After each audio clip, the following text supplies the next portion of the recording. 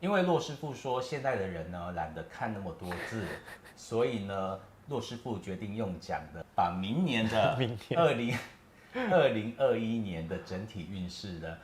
告诉大家。我相信这是一个非常厉害的一个话题哦。2021年会不会像2020年那样子啊、哦？大家过得非常苦，对不对？还没跟大家介绍骆师傅。嗨，大家好。距离2021年其实剩不到48小时了。那我们先综合来讲，2020年啊，给骆师傅什么样的感觉啊？就是2020年，由于我们的木土冥全部都在摩羯宫，所以其实不管是整个社会的气氛，或者是大家感觉到的事情，其实都政治味非常的浓厚。那随着星运的推移呢，到了2021年，其实我们在2020年的前几天，木星跟土星已经悄悄的进入我们的宝瓶宫，所以它也代表的是说，在2021年的时候，我们渐渐的会从政府啦、企业啦、军事啦上面更注重一些关于团体，不管它是非盈利的团体或者是盈利的团体，不管是民间的团体或者是国际间的团体，我们可能从慈济啦、WHO 啦、绿色和平组织啦，或者是联合国组织啦、同志人权团体等等的组织团体中，我们在2021年会有更多的关注，而且他们也会承受到更多的一些考验跟压力。因为在明年的整年，在宝瓶座的土星会跟在金牛宫的天王星会持续的呈现一个很不舒服的4分位，一直持续从年初一直到年底。那其实天王星跟土星，它们本身就是代表了一个是创新前卫，另外一个是比较保守的一个势力的能量。当他们两个处于一个很不舒服的位置的时候，我们可能会预期到的就是在这些组织或在这些团体中，他们可能会面临到一些压力，或者是面临到一些改变，不得不的改变，可能是解散，也可能是重组，或者是说体制上面的改变或内容上面的改变。那尤其呢，2020的这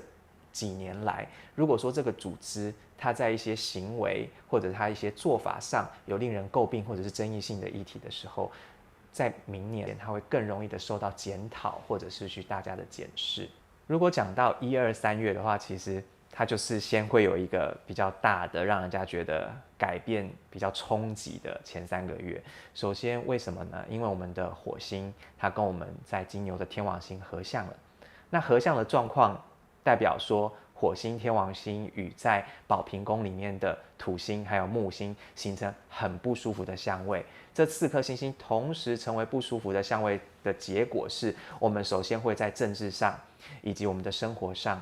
我们会感受到剧烈以及突然的一些改变，不管是我们食衣住行的习惯啦，或者是说我们对于一些经济政策的改变、崩坏或者是萧条感，我们都会特别的有感。而且这些改变是突如其来，而且让人家感觉强烈的，同时也会让人家感到惊吓的1、2、3月的一个很重要的原因，是因为火星跟天王星合相又刑克，所以呢，在这时候，我们小从个人哈，然后大到其实各个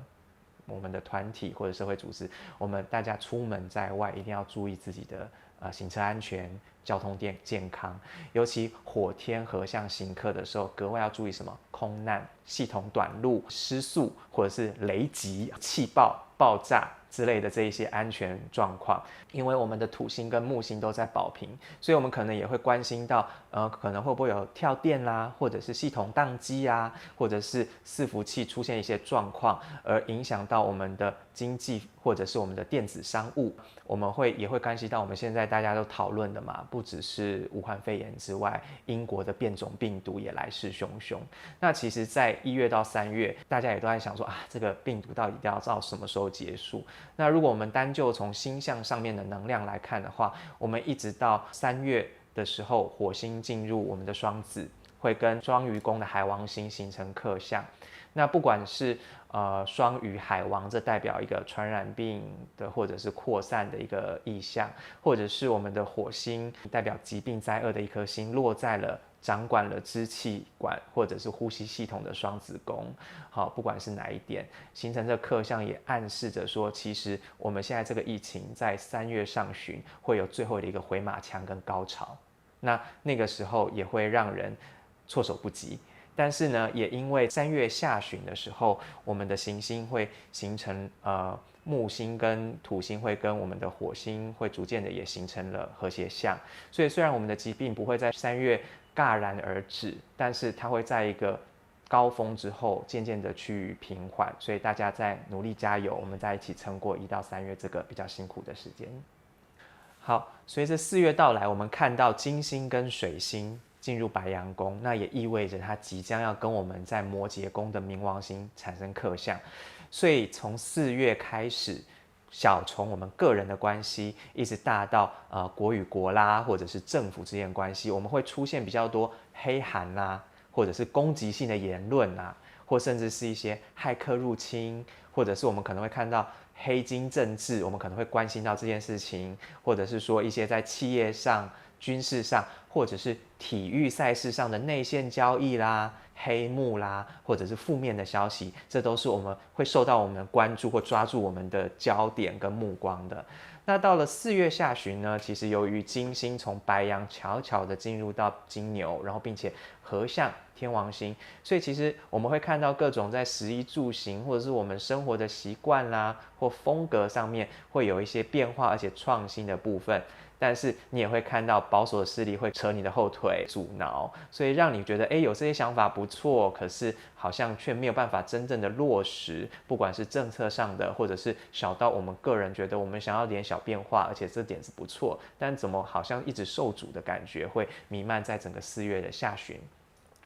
那到了5月的话呢，我觉得它是一个各种创新或者是各种改变会比4月让人比较有感的，因为5月下旬虽然说我们有第2次的这个水星逆行在双子哈，但是也因为水星逆行在双子，所以各种新奇的、流行的、新鲜的或者是古怪的创意点子会纷纷的出现，而且甚至有一些新闻八卦啦也会慢慢的出笼哈。那艺术、电影、演艺活动也复苏，那科学上也可能会有一些好消息的进展也在持续中。那到了5月下旬，其实比较留意的是我们的火星进入了巨蟹，然后会跟我们在摩羯的冥王星形成对分，所以这个时候集权政府、黑道、恐怖分子对于一些我们弱势团体、弱势少数民族，甚至是国家人民打压欺凌的状况可能会出现，或这类的新闻可能会被我们看到，甚至这种情况会比去年更严重。那6月的话，其实它跟7月我会一起看的原因，是因为我们6、7月金星、火星纷纷进入了狮子宫，所以绝对这个时候艺人的新闻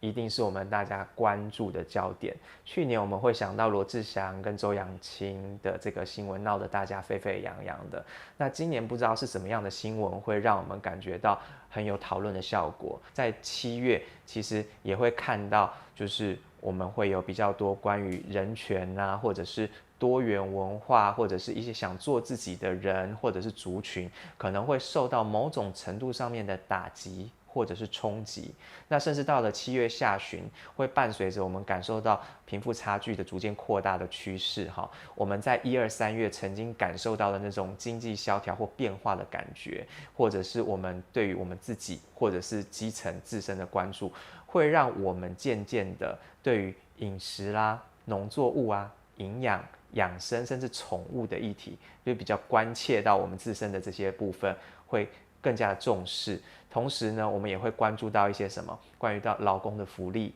基层民众的福利，所以可能一些最低薪资或者是劳保健保的改革，或者相关保险的改革调整的议题，可能会在7月下旬的时候被我们再有更多的讨论或者是关注。那到了8月的时候呢，我们则会看到，由于金星在处女对分了我们在双鱼的海王星，那同时会跟在摩羯的冥王形成3分相，这时候政府会丢出非常多美丽的远景、美丽的想法，然后实际上要去做一些所谓的就业改革啦、福利结构或社会阶级的改革，其实真的就是画了一个非常美丽的大饼。一直到我们的9月，金星、水星进入了天秤，然后跟我们在摩羯的冥王星刑克了，所以这时候我们人与人关系，或者是我们的合作关系，逐渐的会出现了一些裂痕，或者是沟通上面的困难，而且这时候我们讲到的，我们关心的一些组织，不管是国与国之间的组织、团体、同盟，或者是我们已经签订的一些协议、合约、法案，都可能面临到破局或者是解散的一些危机。随着时间的推移哈，我们到了大概10月的下旬，金星进入天蝎3分我们的海王之后呢，其实可能会有一些电影啦，或者是